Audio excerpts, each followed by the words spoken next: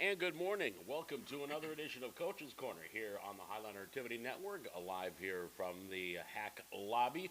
And we'll start things off with boys basketball. Head coach Jim McDaniel joining us from the Highliner boys. And I guess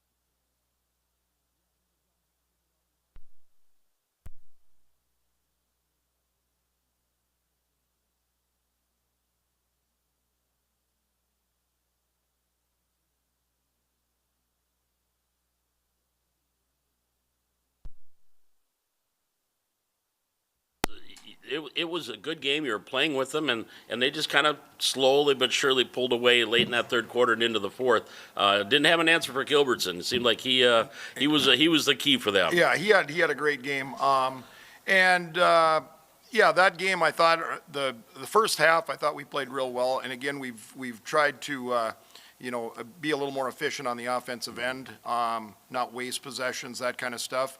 I thought we did that really well the first half, and actually for the first maybe half of the third quarter, it was an 11-point game with 3 minutes left in that third quarter, and then then we start pressing and getting away from what we want to try to do, and then it just kind of blew up on us there at the end. But yeah, it was a much closer game than that final score showed, and I hope that's proven to the guys that, hey, if we stay on what we're supposed to do, we're competing with everybody. So that's what we've been working on. Coaches are always looking for that 32 minutes of perfect basketball. Yes. But it's going to be hard to get there. Yeah. If we can limit our turnovers and limit those careless possessions, that makes a big difference. And so we got to see that a little bit on the first half. I think when we do that on the offensive end, I thought we played probably our best half of basketball on the defensive end that game too. Gilbertson had his points, and Steffens has, he gets his points. Mm-hmm. But they had to work a little bit harder in that first half. I thought our offense kind of transitioned over to that defensive side, and I thought we did a real nice job on the defensive end too. And slowly but surely, you're getting that mix of down low and up top. Obviously, you're going to have your shooter with Mikan and Finn on the perimeter and Zakora, but you'd really like to really establish both Jacks down low. Yes, yeah, and that's kind of what we're focusing on. Where if everybody's getting a touch, mm-hmm. and everybody's being everywhere on the floor, it's making them a little bit tougher, defensively for them. They got to match up a little better. They're not only guarding a guy, they're guarding an action. Mm-hmm. And and if we can get everybody being a threat, and I thought we did that the first half. Right. We got to use everything that we got. We got good shooters. We got big guys inside, and so. Dieterle at 6'7", a lot of guys don't have that. Right. Samuelson's very physical in there. He can board, he can do, and then we got the shooters outside. So let's take advantage of that. Mm-hmm. And again, let's not waste possessions. Right. And Samuelson can hit the three if you need to. He hit one there. Yeah, he hit one that night, and then a couple plays later, Andrew hit one on the other corner. Right. And again, that. If our possessions are where the ball is moving and we're moving, they have to decide who they're going to guard. And if we got guys that can, step up and hit a big shot when they need to, if they're going to try to sag off and protect something else, that was big. That's what kept us in that first half. And your bench really is coming in and giving you good minutes. Xander started at the beginning of the year and now coming off the bench, and Ian and yep. Colin, they're starting to give you some good minutes off the bench. Yeah, and right now, right now, Andrew starts one game. Xander's been starting the other game. We've been switching off. Colin's been coming off. He's kind of getting more minutes as he's kind of getting back at it, and I think we're, as we flip over the season where we're now going to start playing everybody that second time, I think this weekend's going to be good for us. And as we flip the season over to that second, I think we'll have everybody kind of figured out how many minutes we're getting and the guys of, how we're gonna play it out, so. In Devil's Lake this weekend for their shootout, you have Botno on Friday and rugby on Saturday. Do you know much about the Braves or Panthers? I've been watching a little bit now on Botno, just getting, again, we outsize them there. They got a couple guys, that their inside guys are shooters also. Right. Sometimes that gets to be a little bit of a matchup problem for us when we got our big guys trying to guard a little bit out on the perimeter. But I just started kind of watching. Right now, we're really focusing on us right now, and so I'm hoping that we got to get to where we're competing, and we were competing early. I think we got away from a little things, and then all of a sudden we weren't competing probably as much as we wanted to, where games got a little bit out of hand for us. So I'm hoping to show up there, compete. I think if we're doing the things right, I think we come back with, I think we're capable of coming back with 2 wins. But if we're gonna waste possessions, too many turnovers, that kind of stuff, it's hard to. Class A is tough. Yeah. Everybody can beat everybody, so you got to come and you got to do the right things, and every possession matters. I was going to ask you a question, and then as I was thinking, I'm like, oh, you already have. But we're talking about back-to-back nights. You did it at the BCT, but now you get a chance. You do it again. But that's something that you got to get used to, because once you get into the postseason, you're going to play back-to-back nights. Well, and that's right now. We played on Tuesday, and then we have a couple days, and then Friday, Saturday. Yeah, that Barnes County tournament week, we played Monday and Tuesday, and then we go on, Thursday, right. Friday. So that was quite a week for us there. I thought the guys handled it very well. I thought we played well that Mayport game. Mm-hmm. I thought we ran out of gas a little bit, Right. But again, that was our 4th game in 5 days. So Right. so that and I thought we played. I thought we played pretty good ball that night. Well, we're getting to that time of year. We're in the end of January already. Yes. Hard to believe you got, Yeah. a month and a half, and then you're talking postseason. Yeah, it's coming fast, and it's hard to believe that, once we get, after this weekend, we play Kindred, and then, then the season flips. We're back to, starting over, playing that second game on everybody. So, hopefully, I've liked our last couple days of practice. I like that first half, 3 quarters, let's say, at Wapaton. We start putting some of those things together, and it could be a fun second half of the season for us. And that's where you start you look at the film from the first time you played these teams. Okay, what did we do? What did we do right? What did we do wrong? And that's where you really get into looking and breaking down what you did the first time, isn't it? Yes, and I think, as we look at what we did against Wapaton, and we know that Wapaton is probably, they're going to be at the top half of the region as we started the season, kind of looking out there, and you think back of how we played, and then all of a sudden you start thinking about the Lisbon game and how that one, it was a tight game.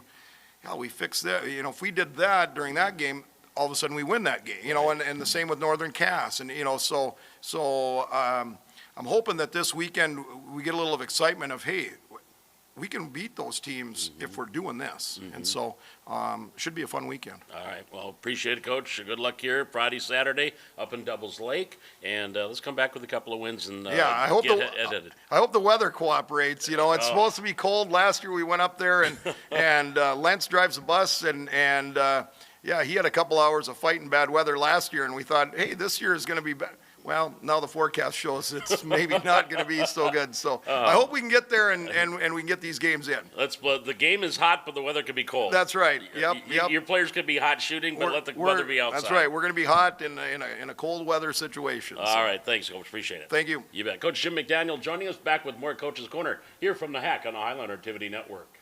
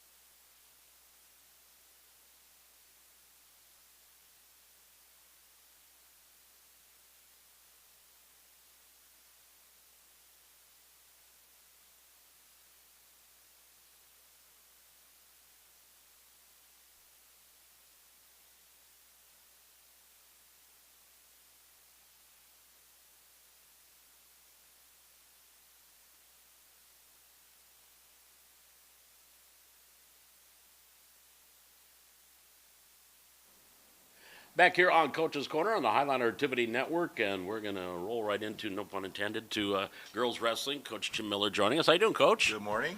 A nice, wonderful morning here, and so Storhawk. That was the last time out Yep. for the Highliner For most girls. of us, yep. For most of the girls, yep. Looks like, looking at the numbers, not a bad a weekend in Lisbon. It was good, yeah. I mean, it was about what we could have expected. Again, like, I think I talked to you about this last time. When people ask, well, how are your girls doing? There's not time to go over everything. Right. So, when coaches ask that at tournaments, coaches will ask other coaches, oh, how are your girls doing today? Well, I don't have time to, to go over the entire list of how our girls are doing. But, the easy way to say it is we haven't had any upsets. Right. We haven't had any upsets either way. And so that's pretty much how that tournament was. We did have, I guess, one match that stands out is Bethany Schulteis' semifinal match against a ranked wrestler, which Bethany won that, and so now she's ranked in state as far as the Dakota Grappler rankings Right. system. And that's those. Do they look at rankings, Coach? Do the players, for the wrestlers, probably look at rankings, but do coaches or no? When you're thinking seedings down the line, Seedings really have nothing to do with rankings. they don't. Okay. I mean, they're loosely knit. I mean, generally, the better wrestler you are, the better you're going to be ranked, and the better you're going to be seeded. But seeding is really what's most important, and seeding is where you are put in the bracket at a particular tournament. And in everything we do during the year, of course, we want to get better, but we want to set up our seeding for the state tournament Right. to be as advantageous as we can to have our girls finish as high as they can. You look at Storhog now. Emma took third. Bethany took second. Haley took second. Deegan winning her weight class went 4-0. Miley took second as well. And Catherine Did not wrestle. did not wrestle. Yeah. The last time she wrestled was the Rumble. The Rumble, and she'll be which you back. won there. She won the Rumble. You get it back into ranking. After she won the Rumble, she was ranked number 1. And now, just being out since the Rumble, somehow she slipped to number 3. And again, rankings won't affect seeding. Right. Her seeding, if state were to be today, her seeding, she's probably going to be, she very well could be 1. Unless there's some results that I'm, not aware of. She could be as low as 3. Right.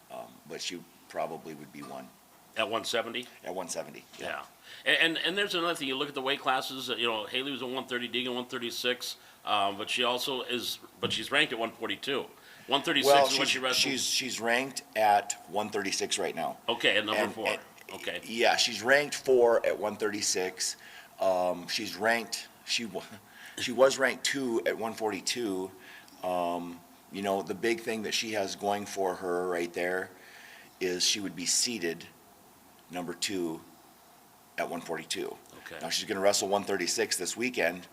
We're going to see what how she ends up this weekend, and a lot of where she is going to go at regions and state is going to depend on where we think she can be seated most advantageously at state. Okay. And so she's going to try 136 this weekend. Okay. Is it? I don't know how to phrase this. Good or bad when you have a wrestler like her that weighs in at 2 weight classes. She could wrestle 2 different weight classes. Is that good or bad for you as far as your lineup is concerned, or your mindset's like, well, where are we going to put you tonight? We'll put you at 1. How does that play into your philosophy? Well, that's going to, the philosophy changes for duels versus tournaments. For tournaments, you're only allowed 1 scoring wrestler per weight class. Okay. So, if we ended up having, let's just use hypothetically Deegan and Miley at the same weight class, one of them would not be able to score points for the team. So as far as team scoring, we want all of our wrestlers, we want to fill every weight class, because if you have a wrestler in a weight class, you can score in that weight class. When I say score, I mean score team points. So this year at state, it's going to be a little bit different what they're going to do. They're going to give I'm not sure if it's just first or if it's first and second. They're going to give an award for the Class B school a first place award for the Class B school that scores the most team points. Okay. Now, we are a Class B school in wrestling. Since there is only one class in girls wrestling, A and B are combined at state, so we wrestle each other. Okay. So in theory, if Legacy's probably is gonna run away with Right. state. Legacy was to get one, and Minot or Bismarck two. The other one, Minot or Bismarck High to get Sure. three. Maybe Grand Forks gets four. If we were to get five, we would be granted first place for Class B. class. Okay. Yes, we would be granted first place for Class B. Okay. So that's kind of, that's our theory with individuals. Now, with duels, it's nice to have options. Again, I think we talked about this also last time. There's a lot of strategy with duels. And that's where I think we can beat, maybe on paper, some of the teams we're wrestling tonight might look better than us. But I think we can beat them in the strategy department with having, multiple wrestlers at multiple weights and us knowing who to put out versus their particular wrestlers and things like that. So Right. no, generally we don't. If for duels, you want two in a weight class. Yep. Everybody can wrestle two weight classes. Sure. You can wrestle the weight class that you weigh in at, and you can wrestle one weight class up. So everybody, whether, whoever it is on our team or anybody else's team, can wrestle two weight classes. Okay. So hopefully that answers that question. It does. Tonight, quad. Yep. With Lisbon, South Border, and Fargo. Yep. Where's it going to be at? Lisbon. Is it in Lisbon? Okay. Lisbon on two mats. On Yep. two mats. And South Border, we know that's a very good team. Lisbon, a very good team. So what do you, with this quad tonight, what is your mindset as you get ready for these Well, first- matches tonight? So Kruger and I have been over this a lot, and we've been over it a lot with the girls. We start by writing up, what we anticipate their lineup to be, Okay. and then we get our lineup out and we start putting in our wrestlers at places where we think that their anticipated lineup's going to be in matches that we can win, and that might mean, bumping certain wrestlers and moving our lineup around. But so first we have Lisbon, then South Border, then we'll finish with Fargo. Okay. We're not concerned with the Fargo duel at all, and we should win that handily, barring something very, very odd happening. The other two are going to be our hard duels. Most difficult one we see is South Border, just with the matchups. Again, duels come down to matchups so much, because it's just your wrestler versus their wrestler. You start getting into tournaments, their wrestler has to compete against everybody else's wrestler, and so does ours. So duels is a totally different animal as far as that goes, as far as, this Strategy. strategizing for it. Yep. And matchups is another big one. Right. The terms I use to the girls is if they have a level, let's say they have a level 10 wrestler, we'll call her. We'll give an example of Schneider from Napoleon last year, right? There was nobody in the state going to have any wrestler that was ever going to beat her in a duel, ever, right? So let's say we have a level 9 wrestler, okay? We don't want to have our level 9, who is going to win 95% of their matches, go out and take a loss Right. against that level 10. Right. Okay? So we do everything in our power to make sure our level 9 does not wrestle their level 10. I mean, that's unfortunately the strategy in duels. A lot of the big matchups Right. don't happen, but then at times if you have a wrestler that you start doing the math on the duel and you're like, well, the only way we can win this duel is if we take out this level 8 wrestler of theirs, and then we're like, well, the only one we have that could do it is this level 7 wrestler that we have. Sure. But this level 7, you're gonna have to hit a big move. You're capable of it, so it's not an ideal matchup, but we're gonna have to take a stab at it. So again, there's just so much that goes on behind the scenes with duels Right. that parents and fans don't see. Yep. And that's why the announcers get mixed up sometimes. They get our lineup, Yes. and they look at it and they're like, oh, well, this is the lineup. People who've done it forever know that's not the lineup. Right. And they'll come to us and say, well, what's the real lineup? Who are you gonna be sending? And we don't always know either, No. right? Because it depends on who the other team sends. Oh, they're sending that person, then we're not sending you, we're sending you Send you. instead. Yeah. And our girls have strict instructions, you know, there's a sign-in process for, a check-in process when you go out to wrestle a duel.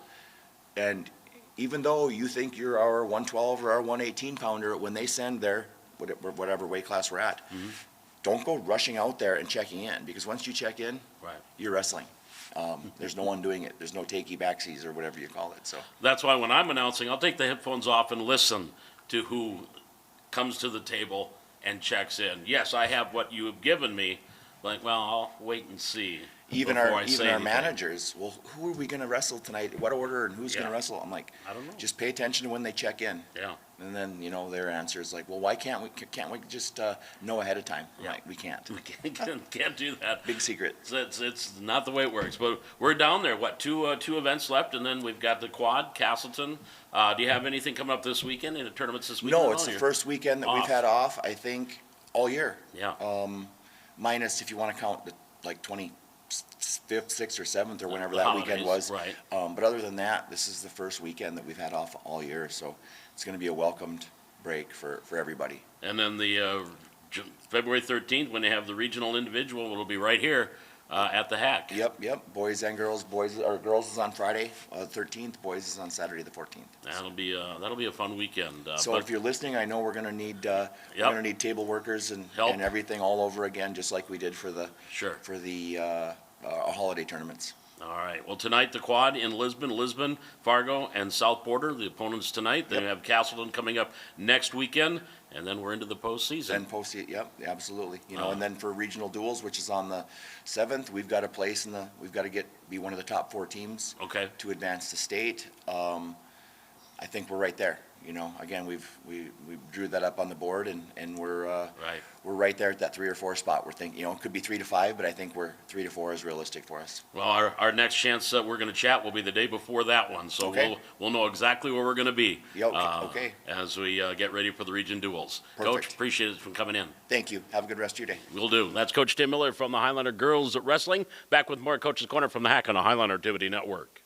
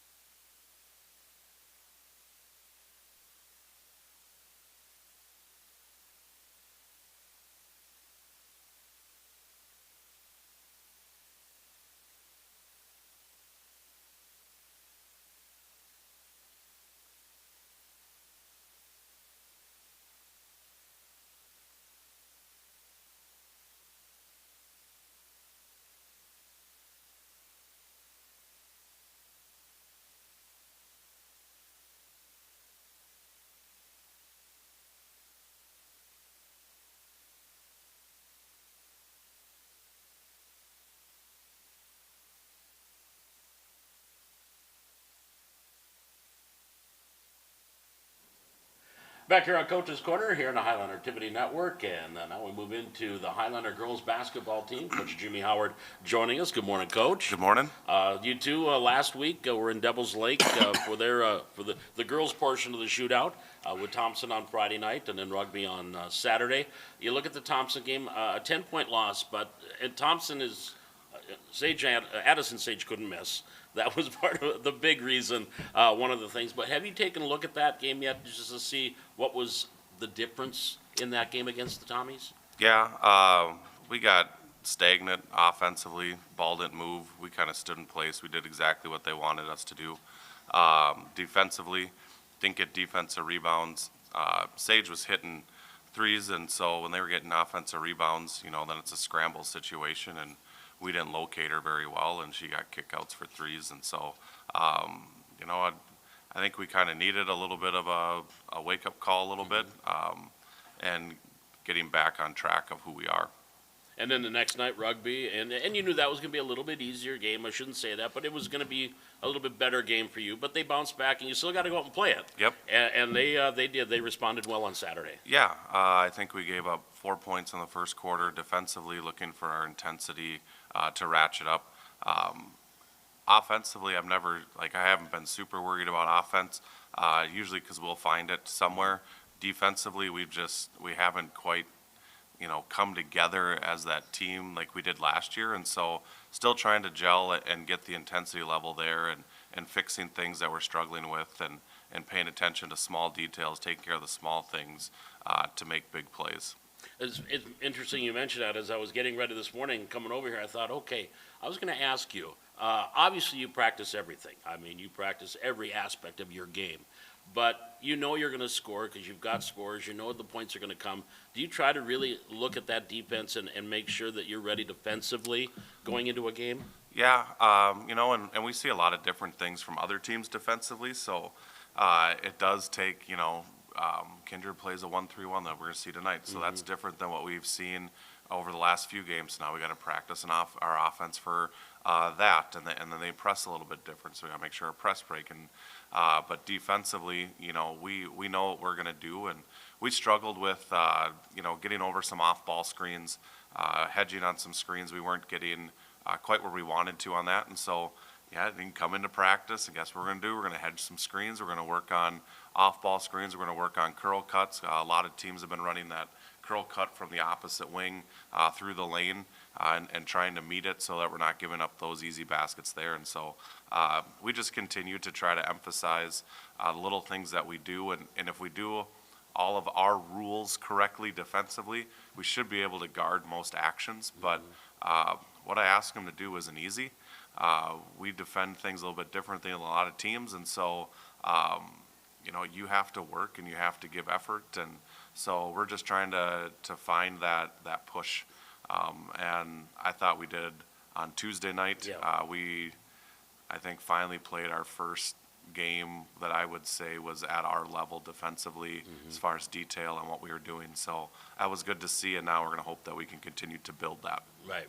And I think you and I have talked about this. We talked about it last year. We've talked about it over the years. You have your philosophy defensively, but then you need your athletes and the players. And I think the last couple of years, maybe the last 2-3 years, you've had the cast that can do what you want to do defensively, haven't you? Yeah, and we've changed our philosophies over the year and what we're doing. We were in the EDC. We played a lot more zone just because we didn't have maybe the depth to play man the entire game, or we maybe didn't have the size to be in man, so we played zone to help equal that out. And over the last few years, we've had kind of the size and the speed and the depth together. Depth's a huge thing you need in order to play man defense and really get into playing rotations that we like and things like that. So you change it with what you have, and so we've really built our defensive philosophy over the last 3 years in man with the depth and the rotation, the pieces we've had. So, everyone coming in, this is how we're doing it. And hopefully, they get the rotations, they understand that stuff, and then you can work on the small things. And, do we take this player away, and do we double on this? Do we not double over here? And you can start looking at different things in your game plan once you have the basic stuff down. Well, on Tuesday night, only got to watch half the game because of technical difficulties with what went on down there. But in what I saw, and from what I've been told here since, looked like Sky Nielsen struggled offensively, but still very good job defensively. Is that just a nice that one of your bigs, one of your players that you count on offensively has an off night? It doesn't matter because she's going to do stuff on the other end. Yeah, and Greta said it best a while back. I think she was on, if you can play defense, I'll try to find minutes for you. And so, can we stop people? We have enough scores. Sky had great positioning. It wasn't like she just was non-existent offensively. Right. She just struggled with finishing right there at the hoop, and that'll come and go. I have complete faith that tonight or Saturday or next week, that'll come back around. We'll be fine. And so just can you continue, we gave her the assignment of guarding Claire Woods, and so she's got to be on the perimeter and try to shut her down. And so can you do that job and then just take care of the ball offensively for us and continue to shoot when you have your good shots? She didn't shy away from that, which can really hurt an offense when you have a player that just now won't shoot the layup or they won't make the move. And so, offense comes and goes. That's one thing you can't control, whether the ball's going to the hoop or not. Right. But you can control your effort on the other end, and so she worked hard. Katie Coca was another player. We gave her the point guard, said guard her full court, make her work. And I think right away, maybe second possession, they came down. She made her kind of fumble it. Coda dives for the ball, or not Coda, Coca dives for the ball. And then, and it kind of just set the tone that we were going to be after them the entire time. There's a play later, too. Maddie got on the floor. Coda was coming down. She flipped it up to her. Coda had one in the second half, all over the point guard, getting it out. She's on the floor for the ball. Kinley Suffolk had a great 2.5 minutes in the second quarter. Another one we're getting on the floor, stuff we haven't been doing or seeing. And so I thought the tone was set early, defensively down there and with our effort, and I thought it really carried through. We talked about, when you look at your bench and with Kaylee and Kinsley and Kinley and Mariah, and you really have a good second team coming in there, don't you? Yeah. We have a little more depth than we had last year. Injuries and stuff played into that last year, but, the kids have stepped in and they're playing them like, one game might not be the best matchup for you. You might get 3 or 4 minutes. The next night, you might get 10. It just depends, and be ready. And, and we sub based on, how you're doing out there and kind of the feel of things. And if you're struggling or it's not a great matchup, then maybe your minutes get cut a little bit that night, but you're going to come back around. There's going to be a night. Kinsley played sparingly in the first half, did exactly what we needed her to do.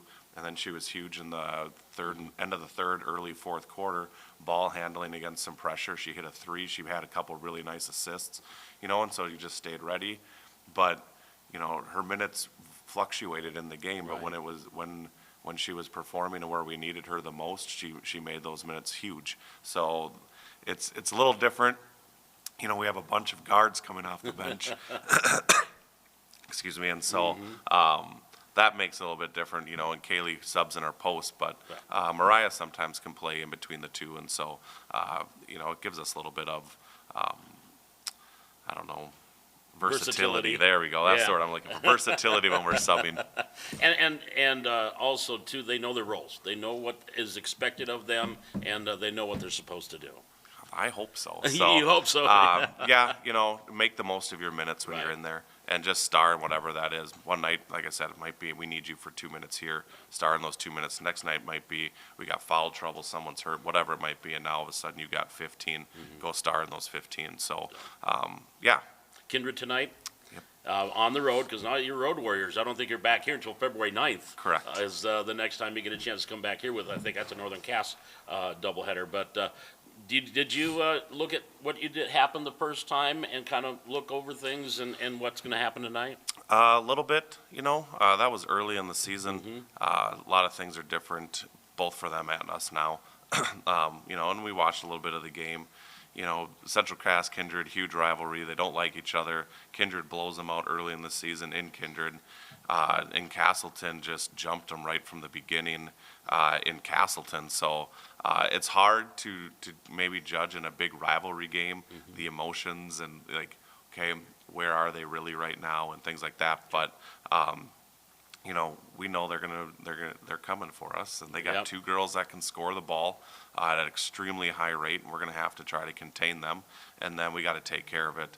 They live off of turnovers, and if we turn it over, we're going to play right into their hands. And I told the girls if we need any more motivation. We lost 2 years ago in overtime in Kindred. Last year we lost in a rescheduled game there.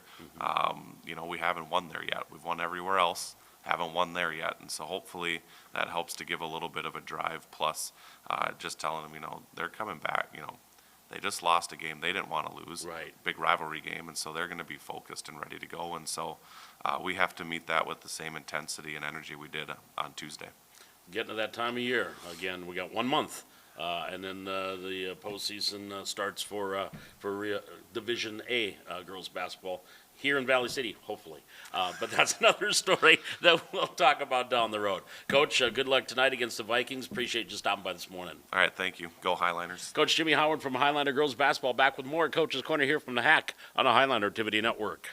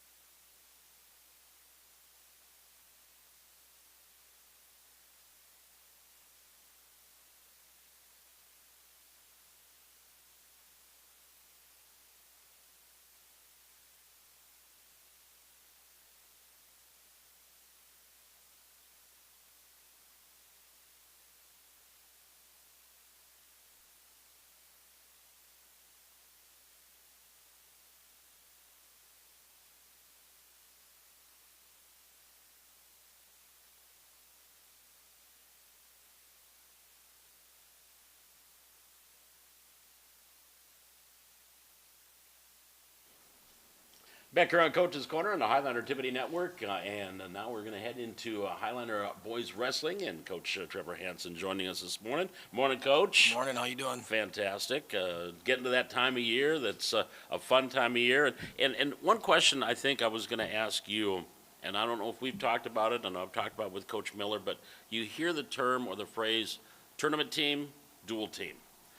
What would you say the Highlanders have as far as the boys are concerned? Are you a good dual team or a good tournament team? I think we're kind of in the middle. Sure. We do have some good wrestlers. We don't have Colton Griebel on the roster, which is unfortunate, or a Coy Griebel, either one of the Griebel boys. So we don't have a dominant guy. Owen Hunt's been wrestling really well. Simon Trapp's been wrestling really well.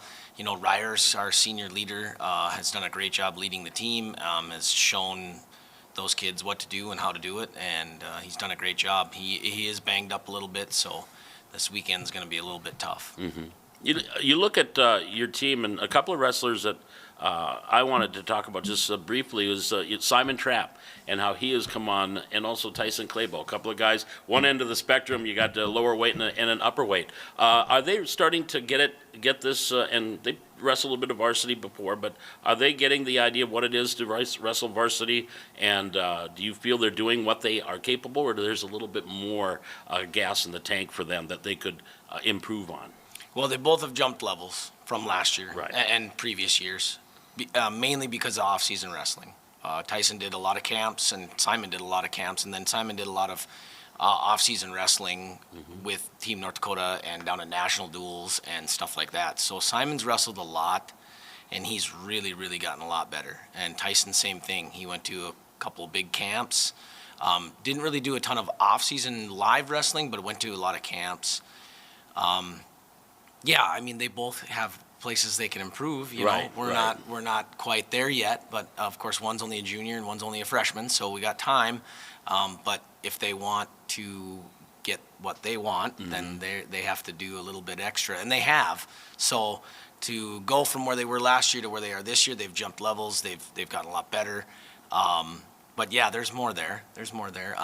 You know. Tyson's banged up a little bit, so he's going to take a little time off. So, and Simon's just mentally has to understand that he has to score, and when he scores, not many people can beat him at 107, especially. Any surprises for this team yet, or wrestlers that are that you feel are maybe improving a little bit quicker than you thought, or that you have seen so far? Trenton Giesler's come a long ways. Of course, especially since 7th grade. He's a freshman. He's doing a great job. He's up 133-pound freshman. Very strong kid.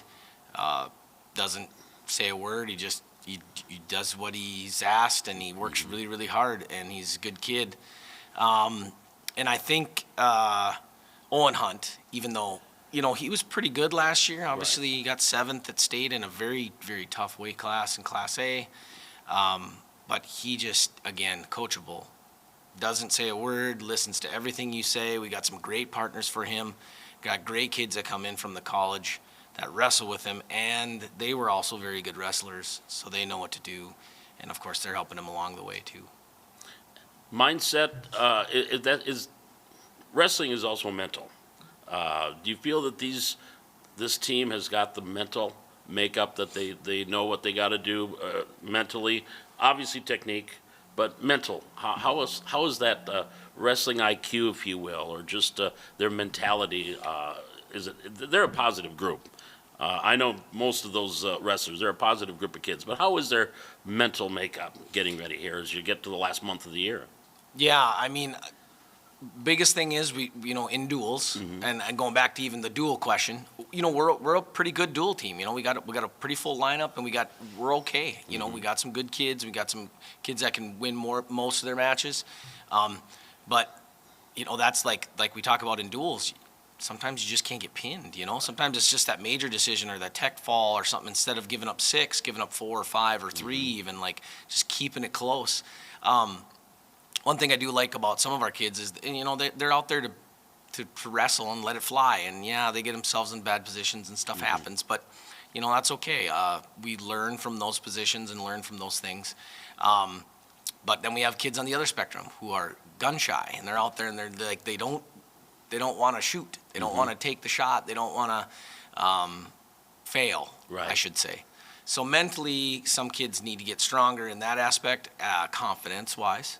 Know that they're good enough to take the shot and get a takedown, or they are good enough to do that, and just confidence. It's all confidence. If those guys walk out on the mat and got some swagger and know that they're gonna be that wrestler that they want to be, and I think that'll help a lot. So, yes and no. Yeah, To answer your exactly. question, yes and no. It depends on the wrestler. Right. Really, We got on some the individual. kids like Owen. I don't doubt when he goes out there, he's going to be pretty physical, and he's a big, Yep. strong kid, and he's just going to, and then Simon's good, but he lacks that pull the trigger kind of like get after it kind of thing. Like he's really good. He's very defensive. He very, gets away. He rides really tough on top, but he lacks a little bit of that on the feet offense. He gets a takedown or two, and he'll put kids away. So, It's funny that some of them, they don't believe or don't understand how good they are, and that's the confidence thing that they'll get, and it'll come in down the road. I mean, you can say it all you want. You and your coaching staff can tell them all you want, but they got to believe it themselves. They don't understand how good you are or how good you can be. So as we move through the year now, health-wise, looks like you're doing okay health-wise. well, we got pretty banged up this last week. Okay. Tyson Claybo's nursing a little injury. Okay. Ryer Muskie hurt a shoulder last week, so he's going to be taking a little time off too. Unfortunately, it's later in the year, so hopefully we can get them healthy and sooner than later. And we also got we got 3 duels on Tuesday, and then Right. we got 2 duels, on Friday. So we got 5 duels next week, and that's going to hurt if we're missing some of those kids. Right. I mean, we were really healthy. Yeah. Up until about Friday of last week when we got canceled, and then we decided to go a little longer in practice because we were only going to practice for around an hour, and then Ryer hurt a shoulder. So hopefully Ryer's okay. He's a good kid, and he's very, very, very positive. So Right. he'll be fine. It's just he's going to have to get through some pain, and it's going to be whatever. Same thing with Tyson. He hurt his hip on Tuesday. Okay. So 2 days ago. So he's. Depth-wise, did you feel you have some depth with this team? Yes, we do have 23 kids out. We have 23, which is a decent number. I'd like to have a couple more. There's a couple kids that didn't come out this year that, Jaden Sir came out late and tried to wrestle a little bit, and he's got a bad wrist, really bad wrist. Sounds like he's got some major issues with it. He's going to have to maybe have surgery or something like that, or whatever. He just can't wrestle. So that stinks. And then there's a couple other kids that didn't join, and if we had those kids, Yeah. our dual team would be much better. We'd be Right. talking about how we were probably more of a dual team, and then some of those kids would also be competing to place at state and qualify for state.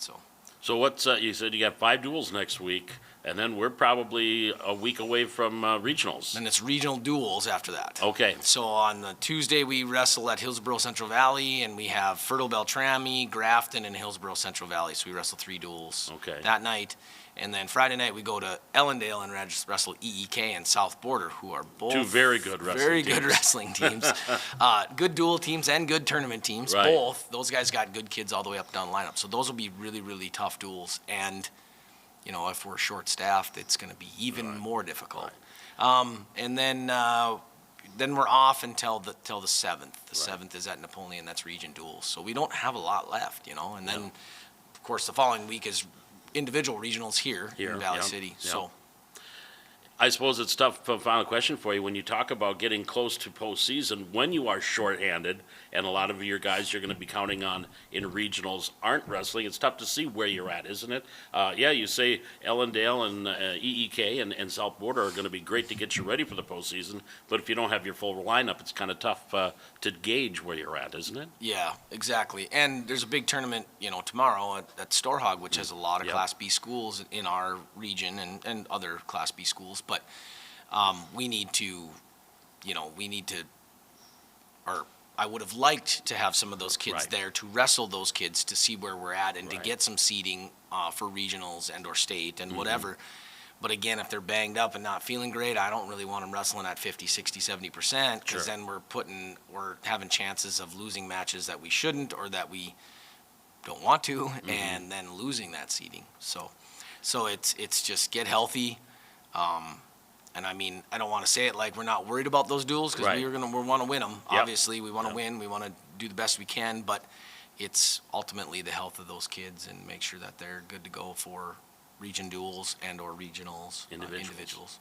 All right. Well, Coach, appreciate the time again this morning. And next time we'll chat, we'll be right ready for regionals, get into that postseason, and look forward to it. It's going to be fun around here on the 13th and 14th of February.